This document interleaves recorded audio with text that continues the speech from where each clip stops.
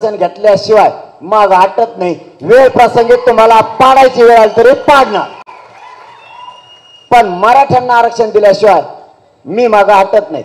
नवीन योजना आता आणली लाडकी बहीण, ती चांगली योजना आहे, काही अडचण नाही। महिलांनी बी घेऊन टाका, आपलेच पैसे ते काय देवेंद्र फडणवीस असं केलंय का नागपूरचं त्याचं वावर विकल्याने आपले पैसे दिले? आपलेच पैसे आपल्याला दिलेत। लाडक्या बहिणीला पैसे दिलेत, पण मी कालपासून देवेंद्र फडणवीसांना प्रश्न विचारतोय, तुम्ही लाडक्या बहिणीला पैसे दिले, चांगलं केलंय, ती योजना चांगली आहे, पण भाच्याचं काय? भाच्याला आरक्षण पाहिजे ना?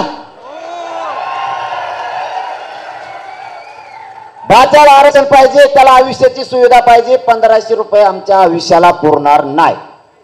आणि दाजीचं काय? अरे दाजीचा फेस पाडाना बांधावर काम करू करू।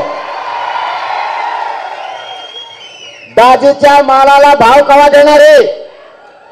दाजीच्या मालाला जर भाव नाही दिला आणि दाजी जर एका बार सटकली तर दाजी रूम न घेऊनच मुंबईला येणार आहे मामागत। आणि मी सुद्धा लाडक्या बहिणीचे सगळे दाजी घेऊन एकदा मुंबईला जाणार आहे। अरे बाबा, आम्हाला आयुष्याचं दे ना। शेतकऱ्याला संपूर्ण कर्जमुक्ती करा, आयुष्याचं दे आम्हाला।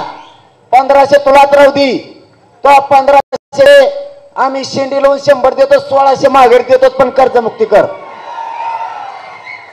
आमच्या मालाला भाव दे, आमच्या शेतीला कायमचं पाणी दे, 24 घंटे आम्हाला लाईट दे। एकही शेतकरी माझा आत्महत्या करू शकत नाही। आयुष्याचं दे आम्हाला, आयुष्याचं, आम्हाला आयुष्याच्या सुविधा